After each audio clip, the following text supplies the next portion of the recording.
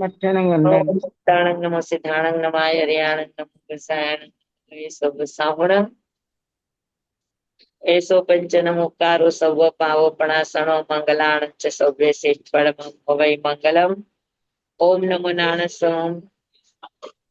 ઓમ નમો નાણસ ઓમ નમો સૂયસ ઓમ નમો સૂર્ય દેવ્યાય ઓમ નમો વાયણાર્યસ ઓમ નમો બંધ્યે દેવીએ તીર્થંકરો ગણધરો પૂર્વધરો શ્રુતધરો વાચનાચાર્યો યોગ પ્રધાન આચાર્ય ઉપાધ્યાય સાધુ સાધ્વી ભગવંતો જૈન શાસન દેવ જૈન શાસન માતા આદિ શાસનના સમસ્ત ઉપકારી તત્વોના શ્રી ચરણે આપણા સૌના અત્યંત ભાવપૂર્વકના વંદન સહ સર્વની આજ્ઞા હો સર્વનું સંરક્ષણ.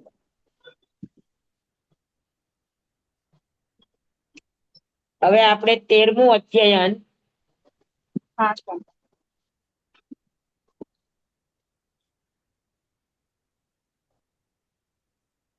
12મું અધ્યયન આપણે ક્રિયાવાદી સમવસરણનું હતું. હવે 13મું અધ્યયન યથા તથ્ય.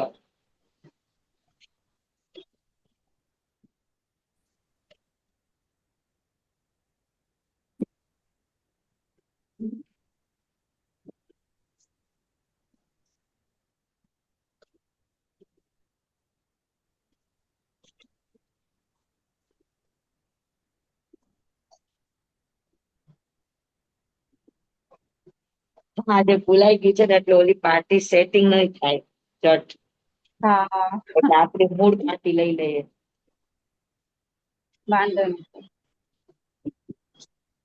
આજે મગજ માંથી નીકળી ગયું. બધા મહેમાનો આવ્યા હતા ને પાર્લાથી હમણાં જ ગયા, બસ 1 મિનિટ થઈ.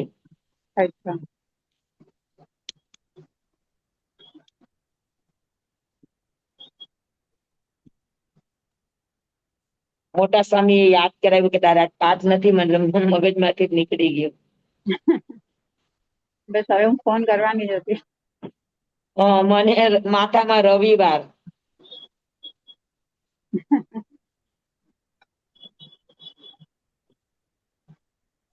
અધ્યયનનું નામ છે યથા તથ્ય. યથા તથ્યનો અર્થ છે યથાર્થ શું છે. સમવસરણની અંદર ક્રિયા અક્રિયા બધી ચર્ચાઓ ચાલી, તો દરેકને મનમાં એવો પ્રશ્ન થાય કે આખરમાં યથાર્થ ચીજ શું છે, વાસ્તવિક ચીજ શું છે, પરમાર્થ ચીજ શું છે. એટલે પછી આ અધ્યયનની અંદર યથાર્થની વાતો છે. બરાબર, કે વાસ્તવિક શું છે, પરમાર્થ શું છે, એની વાત છે. એટલે આ અધ્યયનનું નામ છે યથા તથ્ય.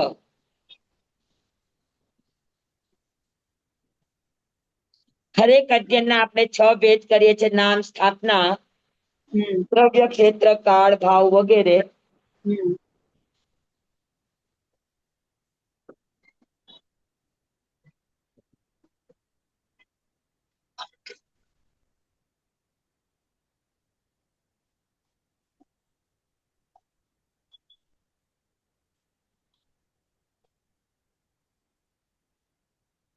હા, તો નામ તથ્ય, કોઈનું નામ યથા તથ્ય નામ હોય તો એ નામ છે.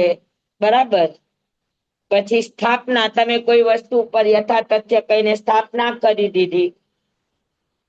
કોઈ એવું ચિત્ર છે કે ભાઈ આ યથાર્થ છે, તો એને યથા તથ્ય તરીકે એ ચિત્ર ઉપર તમે આરોપણ કર્યું, તો સ્થાપના છે.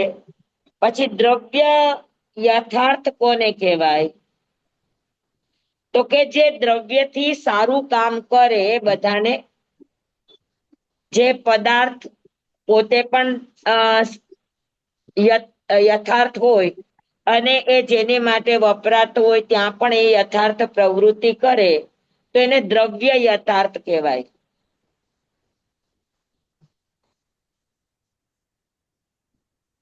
તમે આનું એક્ઝામ્પલ આપશો, સમજાવો ને યાર. 1 મિનિટ કહું.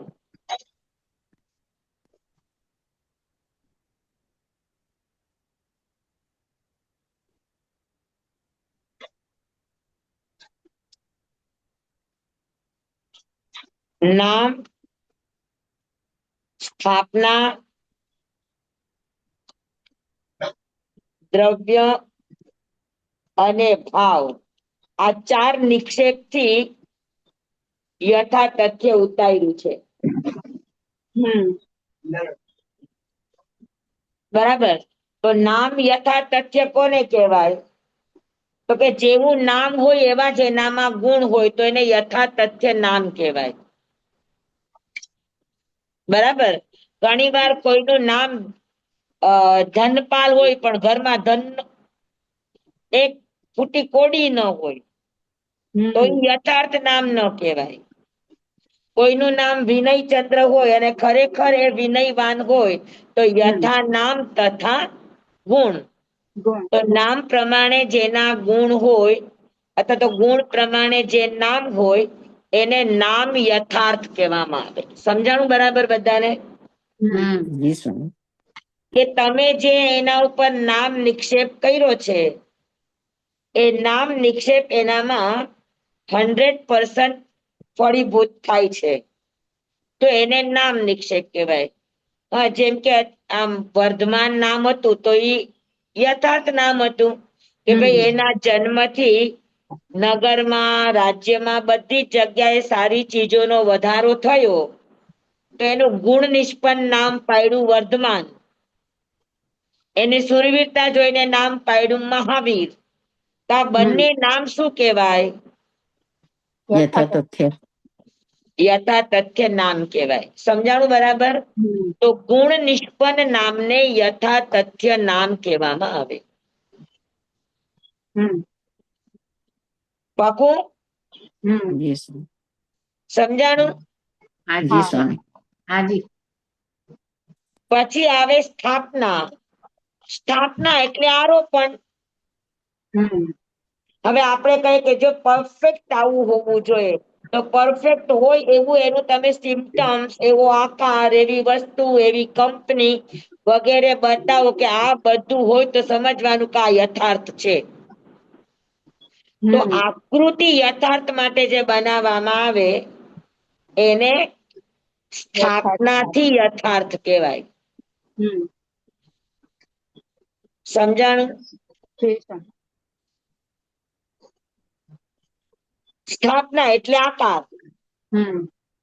કોઈ ચીજને ઓળખવા માટે પરફેક્ટ એનો આકાર બનાવવામાં આવે અને પછી સમજાવવામાં આવે કે આવો આવો આકાર હોય, એના ઉપર આ રીતે લખેલું હોય, એની આ પ્રકારની ડિઝાઇન હોય તો સમજી લેવાનું કે આ વસ્તુ એકદમ પ્યોર છે, એકદમ યથાર્થ છે.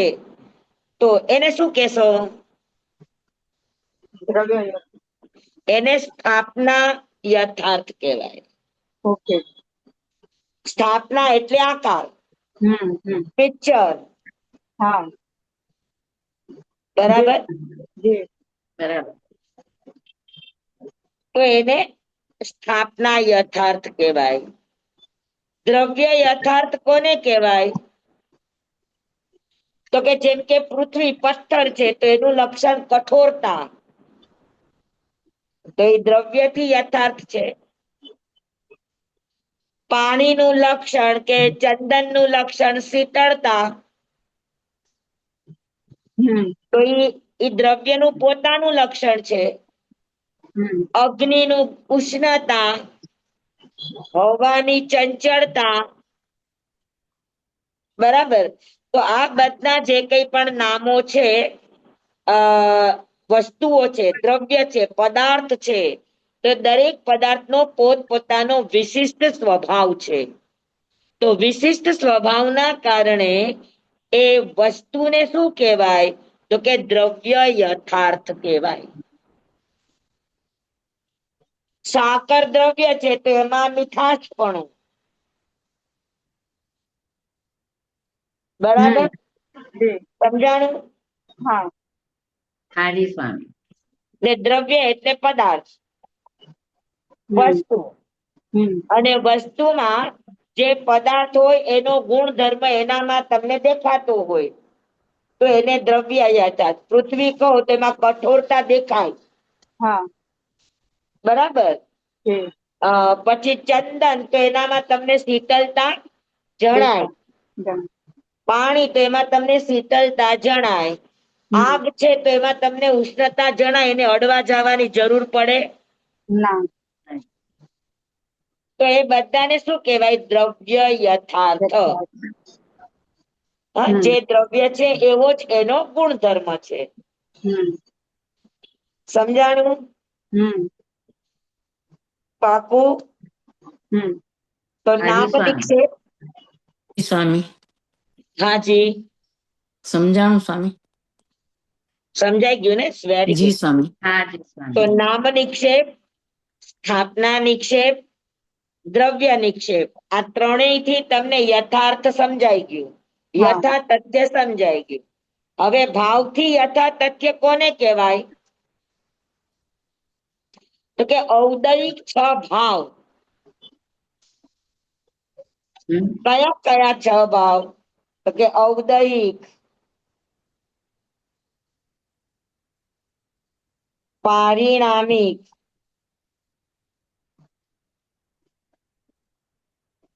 ઔપચારિક,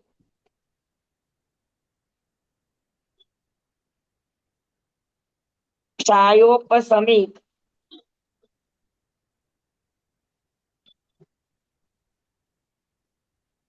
ક્ષાયિક, સાન્નિપાતિક.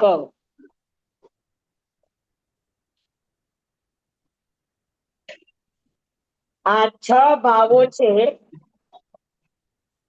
એ ભાવથી યથા તથ્ય છે. એને ભાવ તથ્ય કહેવાય.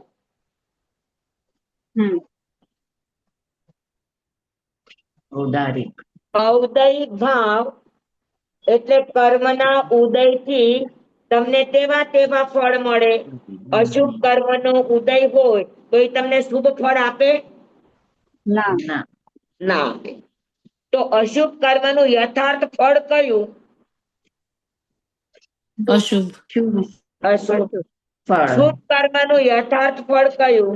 શુભ. શુભ. બરાબર. તો જેવા શુભ અને અશુભ ભાવથી આપણે કર્મ ઉપાર્જન કર્યા હોય, તો એ કર્મ ઉદયમાં આવે તો એ અનુસાર તમને ભાવ મળે. હમ. એને ઔદયિક ભાવ કહેવાય. સમજાણું બરાબર? જી સ્વામી. જી સ્વામી. જેવો કર્મનો ઉદય એ પ્રમાણે આપણને ફળ મળે. એને ઔદયિક ભાવ કહેવાય. હમ. કર્મનો ઉદય હોય તો આપણને સારા ભાવ આવે? ના. ન આવે. બરાબર. અશુભ હમ. કર્મનો ઉદય હોય તો સારા ભાવ ના આવે. ના આવે. હમ. તો અશુભ કર્મ માટે યથાર્થ શું? તો કે અશુભ ફળ. હા. શુભ કર્મનું યથાર્થ ફળ કયું? તો કે શુભ ફળ. શુભ ફળ. બરાબર. જી સ્વામી. તો ઔદયિક ભાવ. પછી પારિણામિક ભાવ. હમ. પારિણામિક ભાવનો અર્થ છે કે દરેક દ્રવ્યનો પોતાનો મૂળભૂત સ્વભાવ. હવે આપણને હમ. કેટલું બધું દુઃખ થાય કે અભાવી કોણે બનાવ્યા હશે? એ બિચારા કોઈ દી મોક્ષે નહીં જાય. આવો હમ. વિચાર આવે ને? હા. હા. આવે કે ન આવે? આવે. હા. પણ હવે અભાવી જીવનો યથા તથ્ય ભાવ જ એવો છે, પારિણામિક ભાવ જ એવો છે કે ક્યારેય અંદરથી એવો પલળશે નહીં કે જે એને કર્મ ખપાવવામાં નિમિત્તભૂત બને. હા. હા, અશુભ અને શુભ એમાં રૂપાંતર થયા રાખે, પણ હમ. એનામાં શુદ્ધ ભાવ ન આવે. જી. કોના કારણે? તો કે એના અભવ્યત્વનો યથાર્થ ભાવ જ એવો છે. હમ. હા, તો અભવી હોવું, ભવી હોવું, આ બધા સ્વભાવને શું કહેવાય? તો કે પારિણામિક ભાવ. હમ. ઉત્પાદ, વ્યય, ધ્રુવ આ પારિણામિક ભાવ. પૂતગલની અંદર સડવું, પડવું, ગળવું આ બધા પારિણામિક ભાવ. હમ. જે ચીજ આપણા હાથમાં નથી એની મેળે બદલાય એને પારિણામિક ભાવ કહેવાય. હમ જેના સ્વભાવ બનાવવાથી ન બન્યા હોય, હોય જ. સ્વભાવગત જ એના એ સ્વભાવ હોય તો હમ એને પારિણામિક ભાવ કહેવામાં આવે. સમજાણું? જી સ્વામી. તો પારિણામિક ભાવ એ પણ બધા યથાર્થ ભાવો છે, યથાતથ્ય ભાવો છે. હમ તેનો જે પારિણામિક ભાવ હોય, પૂતગલનો પારિણામિક ભાવ હોય તો ઈ એ રીતે સડે ગળે પડે. હમ જીવનો પારિણામિક ભાવ છે તો ભવ્યત્વ, અભવ્યત્વ વગેરે પરિણમે. હમ જેમાં જીવનો પ્રયત્ન કામ આવતો નથી. નથી. તમે લાખ ઈચ્છો તો પણ પૈડી વસ્તુ સડે કે નહીં? હા. પૈડી વસ્તુ તૂટે ફાટે કે નહીં? હા હા. આપે કોણે કર્યું? સ્વભાવ. તો કે સડવું ગળવું પડવું એનો સ્વાભાવિક પારિણામિક સ્વભાવ ભાવ. છે. તો સ્વભાવ. સ્વાભાવિક સ્વભાવને પારિણામિક ભાવ કહેવામાં આવે. પરિણામિક ભાવ કહે. સમજાઈ ગયું બધાને? હા. જી જી સ્વામી. પછી આવે ઔપચામિક ભાવ. કયો?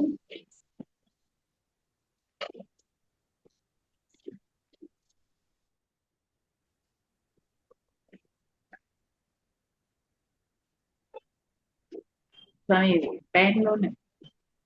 શું ખબર? ચાલો.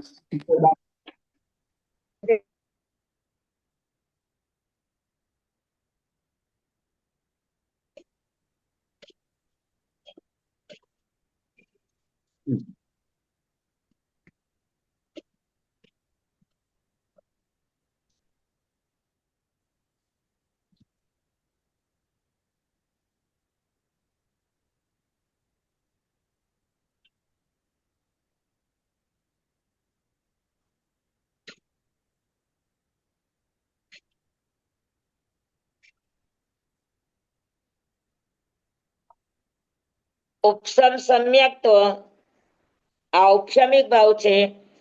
કેટલા કર્મનો ઉપશમ થાય? સ્વામી ઓપ્શન જે પેલાનું હતું ને એ તમારું કટ થઈ ગયું હતું, સંભળાણું જ નથી કાંઈ. હા બંધ થઈ ઔપચામિક ગયું. ભાવની છે. વચ્ચે આપણું આ નેટવર્ક વયું ગયું તો હું મૌન થઈ ગઈ હતી. પણ એ રહી ગયું છે ને. એટલે હું બોયલી જ નથી. જી સ્વામી. ઔપચામિક ભાવ એટલે કર્મના ઉપશમથી જે ભાવ પ્રગટે એને ઔપચામિક ભાવ કહેવાય.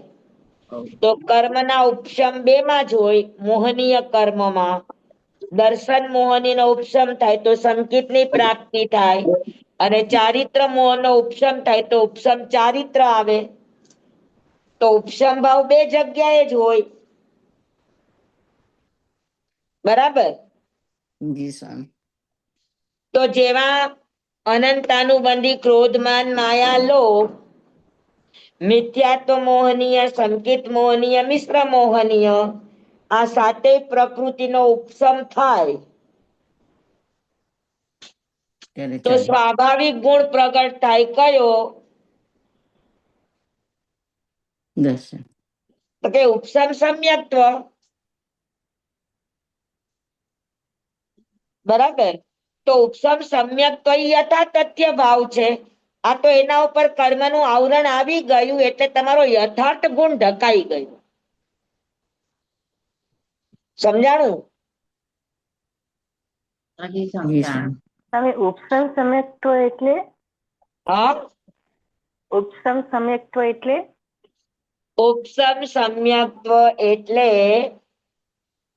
અનંતાનુબંધી ક્રોધ માન માયા લોભ અને મિથ્યાત્વ મોહનીય, સંકિત મોહનીય અને મિશ્ર મોહનીય, આ સાત પ્રકૃતિના ઉપશમ થવા પર, ઉપશમ એટલે દબાઈ જવું, જી. આ સાતેય પ્રકૃતિ જ્યારે ઉદયમાં ન હોય, જી. દબાયેલી હોય, એ સમયે આત્મામાં કયા ભાવો આવે? સંકેત. ઓપ્શન તો જે ભાવો આવે એને કહેવાય ઉપસમ સમ્યક્ત્વ. શું કહેવાય? ઓપ્શન સમ્યક્ત્વ. હા, બેસે છે કે છે? એક જ મારે ના બતાવો. બોલો.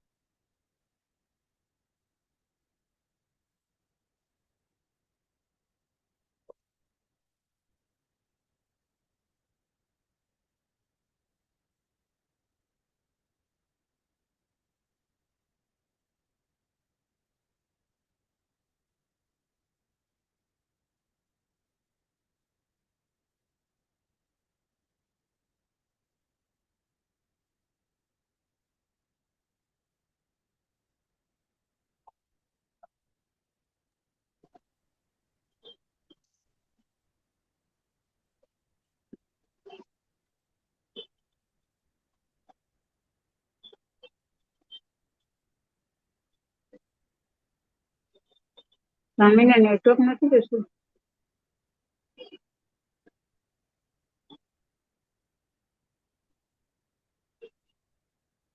ખબર નથી પડતી છે કે નેટવર્ક. હા એ છે તો ખરા પણ હવે બધું mute છે. હવે આવ્યો છે. 2 મિનિટ 2 મિનિટ હા. હા જી સ્વામી. ઓકે હું તમને વ્યવસ્થિત કરી નાખું ઓમાં. આ ઉપરનું લખાણ, આ નીચેના સબ્જેક્ટ અને હજી તો તમારે હવે આ તમે પાકું હોય તો જ આ બેનું કમ્બાઈન કરી બેનું કમ્બાઈન આ એમને જ આપી દઈશ. હું ખાલી વિષય અને ગેમ એનો એક કરીને દેતી હતી. આ જ છે કઈ કરો એવું બધું ભલે સાતામાં કેમ છે સારું છે જરાક હજુ નબળા છે નબળાઈ છે. લે છે દવા લે છે.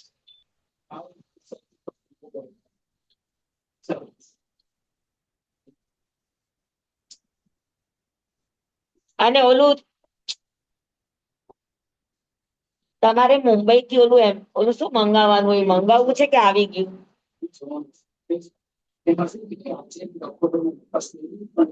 નહીતર એક ભાઈ અહીંયા કાયમ જનારા છે બોમ્બે.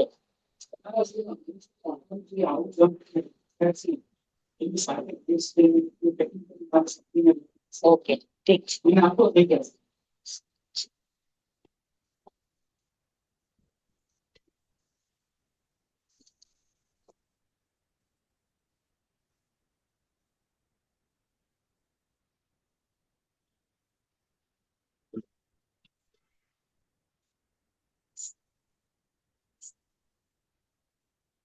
ચાલો જી સ્વામી. હેલો. હા સ્વામી. ઔપચારિક ભાવ એટલે કર્મના ઉપશમ થી જે ભાવ થાય એને ઔપચારિક ભાવ કહેવાય. તો ઉપશમ થી બે વસ્તુ મળે, એક સંકિત મળે ને એક ચારિત્ર મળે. બરાબર. તો મિથ્યાત્વ વગેરે 7 પ્રકૃતિ ઉપશમ થાય. ઉપશમ થવું એટલે દબાઈ જવું, ઉદયમાં ન રહેવું, એને ઉપશમ કહેવાય. ઉપશમ એટલે દબાવવું. પણ અંદર પડ્યું છે, મૂળમાં પડ્યું છે, બેલેન્સમાં પડ્યું છે, પણ ઉપરથી એ દબાયેલું છે એટલે એ ઉદયમાં નથી. અને ઉદયમાં ન હોય એટલે તમારા ભાવ બગાડે નહીં. બરાબર. તો જ્યારે મિથ્યાત્વના એ પ્રકૃતિઓ બધી દબાયેલી હોય તો એ સમયે આત્મામાં યથાર્થ ભાવ જાગે. એ યથાર્થ ભાવને ઉપશમ સમ્યક એટલે ઉપશમ ભાવ કહેવામાં આવે. સમજાણું? જી સ્વામી. ઈ પ્યોર હોય. હમ પછી સહયોગ ક્ષમથી જે કર્મના ક્ષય અને ઉપશમ બંનેથી આત્માના જે ગુણ પ્રગટ થાય એ પણ યથાર્થ હોય, એને સહયોગક્ષમ ભાવ કહેવાય. પછી કર્મના ક્ષયથી જે ભાવ મળે એ ભાવ પણ યથાર્થ ભાવ છે. સમજાણું બરાબર? એટલે આ 6 ભાવથી જે મળે એને યથાર્થ ભાવ તથ્ય કહેવાય. સમજાણું? જી સ્વામી. બરાબર અને સમજાણું છેલ્લું બધાને? ફરીથી કહેજો ને સ્વામી, અને છેલ્લું. સાન્નિપાતિક ભાવ એટલે 2 ભાવ 3 ભાવ 4 ભાવ સાથે હોય એને સાન્નિપાતિક ભાવ કહેવાય. બરાબર. જેમ કે આપણા કર્મના ઉદય ચાલે છે એટલે આપણી આગળ અવદય ભાવ છે જ. બરાબર. પછી આપણું જીવ દ્રવ્ય છે, આપણું શરીર એ પૂતગલ દ્રવ્ય છે, એનો પારિણામિક ભાવ પણ બધાની આગળ હોય ને હોય જ. એટલે 2 ભાવ. પછી આપણે જે પણ મહેનત કરીએ, આપણે ભણીએ છીએ, પછી આપણે ઇન્દ્રિયોનો ઉપયોગ કરીએ છીએ, એમાં સહયોગક્ષમ આવે. તો ઓછામાં ઓછા 3 ભાવ તો બધા જીવો પાસે હોય. છદ્મસ્ત જીવો પાસે 3 ભાવ હોય. બરાબર. સ્વામી હાજી. આજ્ઞા હોય તો પ્રશ્ન પૂછ્યો. હાજી આજ્ઞા હોય તો પ્રશ્ન પૂછ્યું સ્વામી. હાજી પૂછો. ક્ષયોક્ષમ ભાવ જરાક સમજાવો ને, સરખી રીતે નથી સમજાતું. નથી સમજાય. ક્ષયોક્ષમ સંયોગ ભાવ તો આપણે કેટલો સરસ સમજ્યા છીએ કર્મ ની અંદર, ભૂલી ગયા સ્વામી, તમે મેં તો નહોતા. હમણાં ક્લાસ જોઈન કર્યા છે એટલે આમ ખ્યાલ કેટલો આવે તો વ્યવસ્થિત વિષય અને કરીએ કેટલો સરસ રીતે સમજાવ્યો તો આપણે. ત્યારે હું સર્વઘાતી દલિકો, ક્લાસ કરું. દેશઘાતી દલિકો યાદ છે બધાયને? આ સામે લોકોએ રેકોર્ડિંગ નહીં સાંભળ્યું હોય ને, પાછળથી જોડે.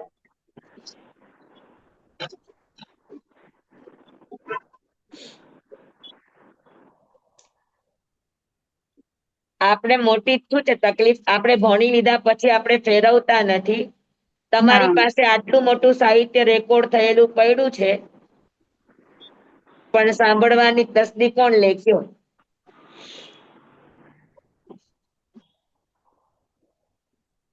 આપણે આગળ ભણી ભણીને પાછા આપણે પાછળ જ હટવાનું.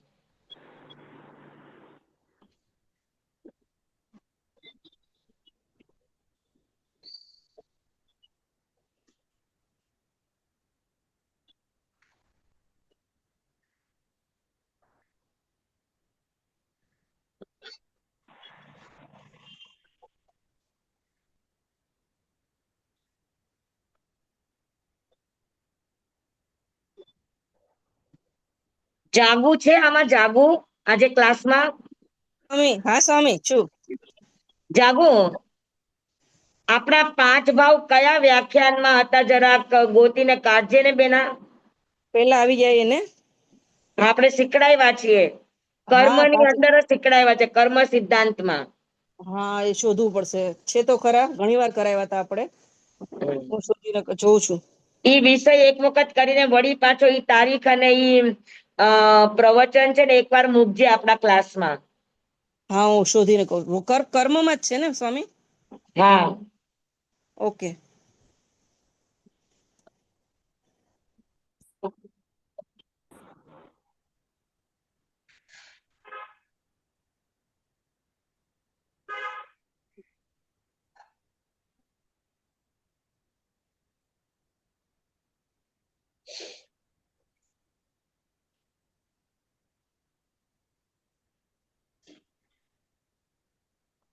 સયોક્ષમ કોને કહેવાય પેલા વાંચી જાઓ.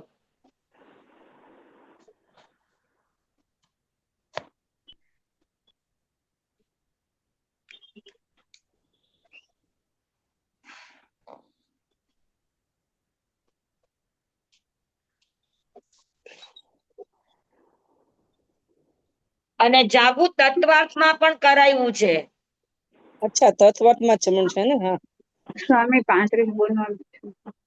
35 બોલમાં આટલું ક્લિયર નથી થયું. આમાં કર્મ સર્વઘાતી ને બધું. પ્રકૃતિ અને તત્વાર્થમાં હમણાં નજીકના સમયમાં તત્વાર્થમાં થયેલું છે. ઓકે સ્વામી, જોઈ લઈશ. ઉદય ભાવનો ઉપશમ. સર્વઘાતી દલિકો. નો ઉદય ભાવ. સર્વઘાતી એટલે આખા ગુણને ઢાંકી દે એવા કર્મ દલિકોને સર્વઘાતી કહેવાય. હમ. અને થોડાક ઢાંકે ને થોડાક ખુલ્લા રાખે એને દેશઘાતી દલિક કહેવાય. તો જે સર્વઘાતી દલિકો હોય, ઉદયમાં આવ્યા હોય એનો ક્ષય કરે, જે ઉદયમાં નથી આવ્યા એને ઉપસમ કરે. દેશ ખાતે દલિતોનો ઉદય હોય, અનુદયનો ઉપસમ કરે. ઉદય ચાલુ હોય. અને દેશઘાતી દલિકોનો ઉદય હોય. એ સમયે જે આત્માના ભાવો કે જે પણ થાય એને સયોક્ષમ ભાવ કહેવાય. અત્યારે તમે ભણો છો તો શ્રુત જ્ઞાના વર્ણીય કર્મના સર્વઘાતી દલિકોનો ક્ષય કરો છો. શ્રુત જ્ઞાના વર્ણીય કર્મના સર્વઘાતી દલિકો ઉદયમાં નથી આવ્યા એનો ઉપસમ કરો છો. હમ. હા, અને શ્રુત જ્ઞાના વર્ણીય કર્મના દેશઘાતી દલિકોનો ઉદય ચાલુ છે. હમ. તો આવા સમયે તમને સમજાવીએ તો થોડું સમજાય, થોડું ન સમજાય. હા, ઉપયોગની સતેજતા હોય, તમારો પુરુષાર્થ બરાબર હોય તો તમને એકદમ સમજાઈ જાય. તો આ જે કંઈ પણ સમજાય છે એ ભાવને સયોક્ષમ ભાવ કહેવામાં આવે. ભણવાથી યાદ રહ્યું તો યાદ રહ્યું કોના કારણે? તો કે સયોક્ષમના કારણે. જનરલી આપણે કહેતા હોય કે જ્ઞાનાવરણીય કર્મનો સયોક્ષમ, પણ સયોક્ષમ એટલે ઘટના શું બને? તો કે આ ઘટના બને. સમજાણું? હા, સમજાણું સ્વામી. અને સ્વામી, આ છતાં તમારી સામે આનો બહુ જ અમારો ડિટેલમાં તત્વાર્થમાં ક્લાસ થયો છે. હા એ સ્વામી. મૂકશે તો એકવાર તમે સાંભળી લેજો બધા જ ભાવો. હા, ભલે સ્વામી. અને સયોક્ષમ ભાવ તો ખૂબ ડિટેલથી કર્યો છે, ખૂબ ડિટેલથી. ભલે સ્વામી. હા, કેમ કે સયોક્ષમ ભાવ સમજવો બહુ જરૂરી છે. સૌથી વધારે વિચિત્ર સયોક્ષમ ભાવ છે. ગુણસ્થાનકમાં ભણ્યા છીએ સયોક્ષમ, એટલે એમ કે થોડુંક નાશ કરી નાખે પ્રકૃતિનો અને બીજા પણ ઉદયમાં તમે હોય. આ નહીં સાંભળ્યું હોય, તમે જોજો એક ક્લાસ હા, લેજો. હા, ભલે ભલે સ્વામી. હા, ઓકે સ્વામી. એકદમ હા, તમારો સયોક્ષમ ભાવ ક્લિયર થઈ જશે. અચ્છા સ્વામી, ઠીક છે. અરે પણ હા. સામાન્ય રીતે સમજાઈ ગયું ને? હા, સામાન્ય રીતે સમજાઈ ગયું સ્વામી. હમ. તો સયોક્ષમ ભાવ એટલે કર્મના સયોક્ષમથી જે ભાવ પ્રગટ થાય, તો એ પણ યથાર્થ છે. હમ. હા, શ્રોતેન્દ્રિય જ્ઞાનાવરણીય કર્મનો સયોક્ષમ થયો તો આપણને શબ્દો સંભળાય પણ છે, શબ્દો ઓળખાય પણ છે, અને શબ્દોથી આપણને વસ્તુનું જ્ઞાન પણ થાય છે. તો જે જ્ઞાન થયું, જે સમજાણું, જે સાંભળ્યું, એ આપણે આડું અવડું તો સાંભળ્યું નથી. કેવું સાંભળ્યું? તો કે યથાર્થ સાંભળ્યું હમ. કે અયથાર્થ સાંભળ્યું? યથાર્થ. બરાબર સમજાણું? હા, બરાબર સ્વામી. તો સયોક્ષમ ભાવથી જે આપણને મળે, ગુણ મળે, એ ગુણને યથાર્થ ગુણ કહેવામાં આવે. ક્ષય કર્મના ક્ષયથી મળે. જ્ઞાનાવરણીય કર્મના ક્ષયથી આપણને કેવળ જ્ઞાન મળે. તો કેવળ જ્ઞાન છે એ યથાર્થ ભાવ થાય. હા, દર્શનાવરણીયના ક્ષયથી આપણને કેવળ દર્શન મળે. વેદનીયના કર્મના ક્ષયથી આપણને અક્ષય સ્થિતિ મળે. અવ્યાબાદ સુખ મળે. આ બધા યથાર્થ ભાવો થયા. હા. સમજાણું? તો આ બધાને ભાવ યથાર્થ કહેવાય. અને સાન્નિપાતિક એટલે એક જીવમાં એકથી વધારે ભાવ હોવા, એને સાન્નિપાતિક કહેવાય. એના પછી ભાંગાવો આવે કે કયા કયા ભાવો સાથે હોય. તો કે ઔદયિક પારિણામિક હોય, ઔદયિક પારિણામિક સાયોક્ષમિક હોય, ઔદયિક પારિણામિક સાયોક્ષમિક ઉપસમ હોય, ઔદયિક પારિણામિક સાયોક્ષમિક ક્ષાયિક હોય. તો 2 ભાવ, 4 ભાવ, 3 ભાવ ભેગા હોય એને શું કહેવાય? સાન્નિપાતિક ભાવ. બરાબર. અત્યારે આપણો પારિણામિક ભાવ પણ કામ કરે છે. અત્યારે આપણો ઉદય ભાવ પણ કામ કરે છે. અત્યારે ભણી રહ્યા છે તો આપણો સયોક્ષમ ભાવ પણ કામ કરે છે. તો એક સાથે 3 ભાવ કામ કરે છે. તો 3 ભાવ કામ કરે તો કયા ભાવનું નામ આપશો? સાન્નિપાતિક. સમજાણું બધાને? હજી સ્વામી. તો 5 ભાવથી જે વસ્તુ મળે એને ભાવ તથ્ય કહેવાય. ભાવ યથા તથ્ય કહેવાય. બરાબર. નામ, સ્થાપના, દ્રવ્ય અને ભાવ ચારેય સમજાઈ ગયા? એકદમ? કોઈને કઈ પૂછવું છે?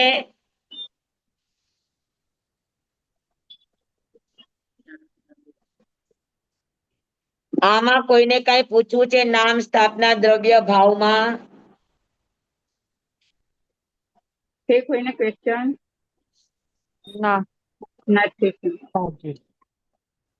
ચાલો, પ્રશ્ન ન હોવા સારી વાત છે, પણ પ્રશ્ન બે જણને ન થાય.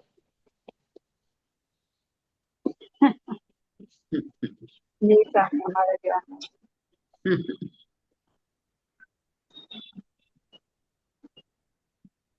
હવે અહીંયા આગળ ભાવ તથ્યના 4 પ્રકાર લીધા છે.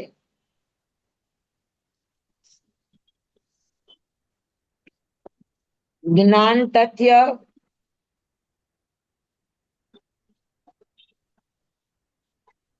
દર્શન તથ્ય,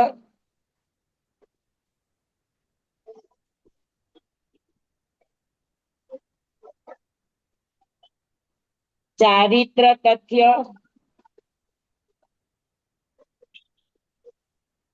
અને વિનય તથ્ય.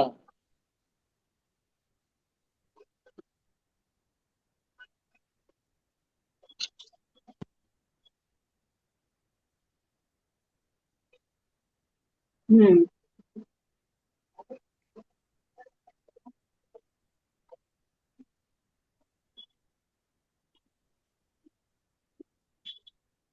બરાબર છે? હા. હા. તો 5 જ્ઞાનથી વસ્તુનું યથાર્થ સ્વરૂપ સમજાય.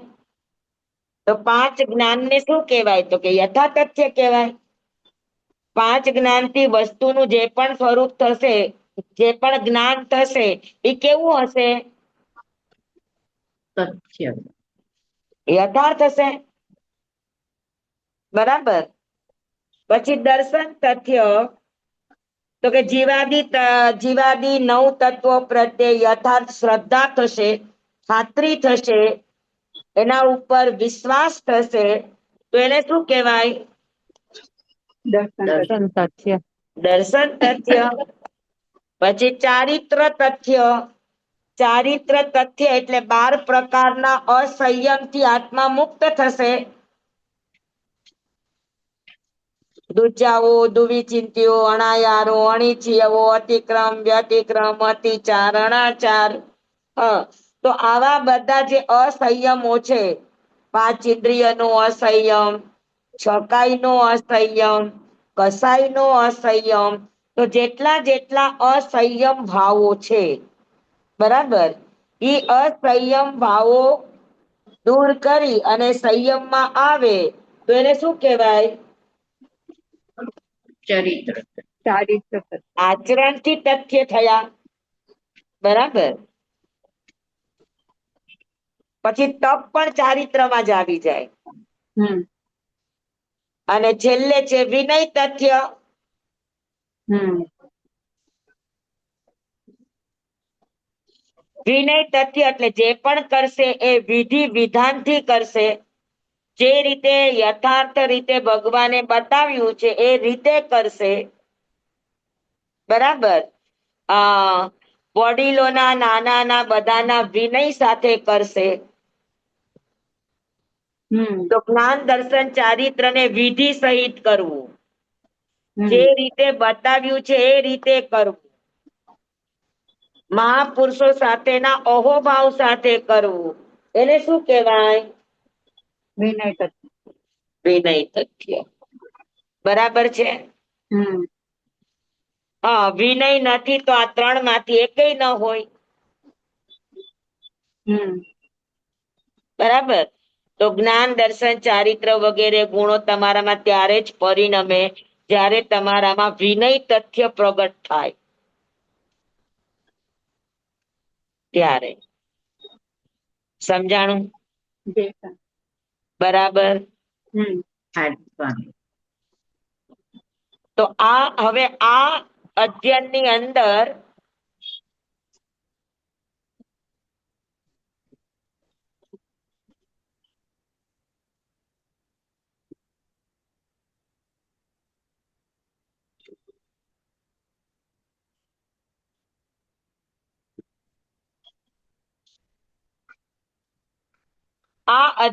અંદર જ્ઞાન દર્શન ચારિત્ર વગેરે ગુણો પ્રાપ્ત કરવા માટે કેવો આચાર વિચાર હોવો જોઈએ, શું હોવું જોઈએ, એ બધાના ગુણ દોષ સાથેનું વર્ણન છે. તો જેટલા ગુણો છે એ બધા યથાર્થ છે અને જેટલા દોષો છે એ બધા અયથાર્થ છે. તો યથાર્થને પામવા માટે, પરમાર્થને પામવા માટે જેટલા પણ અયથાર્થ ભાવો છે એનાથી આપણા આત્માને શું કરવો જોઈએ? દૂર કરવો. બચાવવો જોઈએ. હમ હા, તો આપણા આત્માને અયથાર્થથી બચાવવા માટે, આપણા આત્માને યથાર્થ સાથે જોડવા માટે આ અધ્યયનની અંદર જ્ઞાન દર્શન ચારિત્ર તપ વગેરેને લઈને એમના ગુણ અને દોષોનું વર્ણન કરવામાં આવ્યું છે. હમ સમજાણું? સમજાણું કે નહીં બધાને? હાજી સ્વામી. હા, કઈ કઈ ચીજોની આરાધના કરો, કઈ કઈ ચીજથી તમારા આત્માને બચાવો તો તમારામાં યથા તથ્યપણું પ્રગટ થાય, એની માટેના ભાવો આ અધ્યયનની 23 ગાથા છે. તો 23 ગાથાની અંદર આ બધું વર્ણન છે, યથાર્થ અને અયથાર્થનું. અયથાર્થથી આત્માને બચાવવું અને યથાર્થમાં આત્માને જોડો. હમ આ ભાવ સાથે 23 ગાથાનું વર્ણન છે. હમ બરાબર? તો હવે 23 ગાથાનું વર્ણન આપણે અવસરે કરશું. જી સ્વામી. હા, એક જ દિવસમાં લગભગ પૂરું થઈ જશે. ઓકે જી સ્વામી. કેમ કે આપણે મૂળ ભાવ બધો સમજી જ લીધો છે કે જ્ઞાન દર્શન ચારિત્ર તપ 6 પ્રકારના ભાવો. બરાબર સમજાઈ ગયું? હા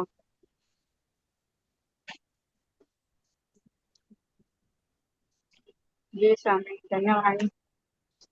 ધન્યવાદ સ્વામી, ધન્યવાદ. હાજી. થેન્ક યુ સ્વામી. આપણું 13મું અધ્યયન લગભગ આવતા સોમવારે પૂરું થઈ જશે એવું લાગે છે. હમ કેમ કે તમે મૂળ ભાવ તો સમજી લીધા છે. હા હવે ખાલી એના પોઈન્ટો જ વિચારવાના છે અને એ બધા પોઈન્ટો લગભગ આપણા આગલા અધ્યયનોમાં આવી ગયા છે. જી સ્વામી.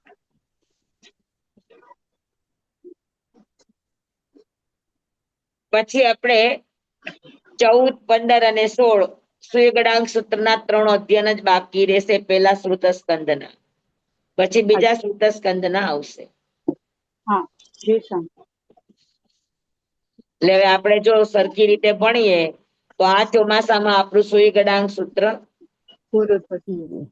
થઈ જશે.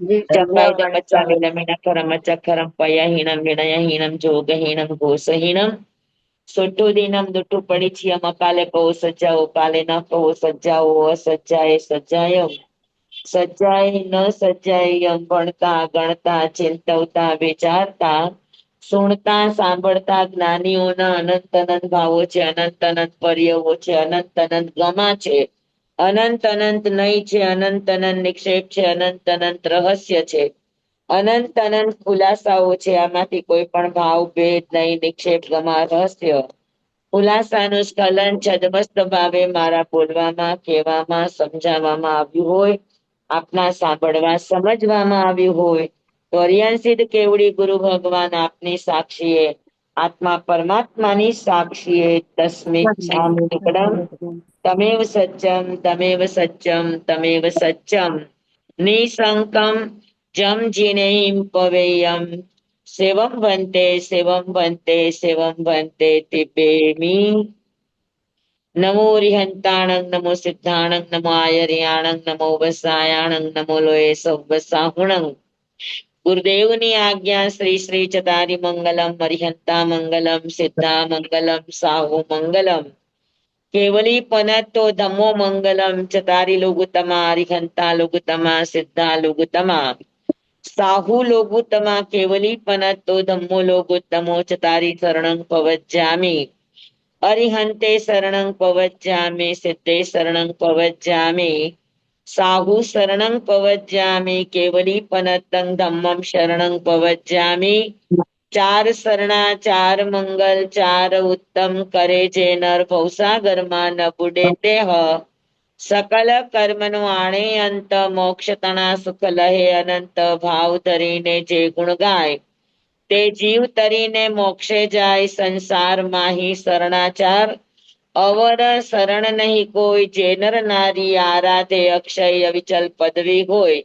અંગૂઠે અમૃત વસે, લપિતણા ભંડાર. શ્રી ગુરુ ગૌતમ સ્વામીજી ભગવાનને સમરીએ તો, સદાય મન વાંચિત ફલદાતાર, સદાય મન વાંચિત ફલદાતાર.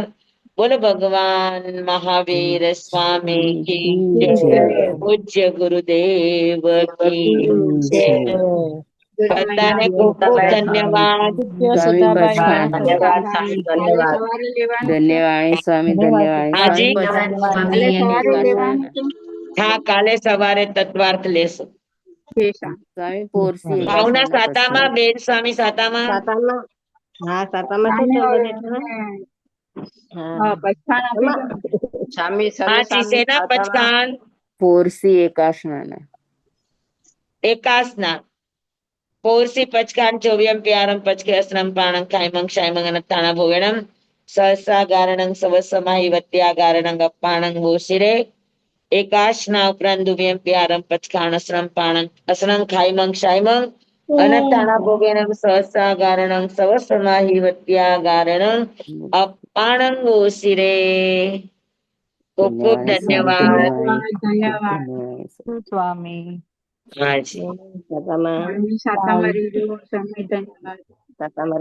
હાજી.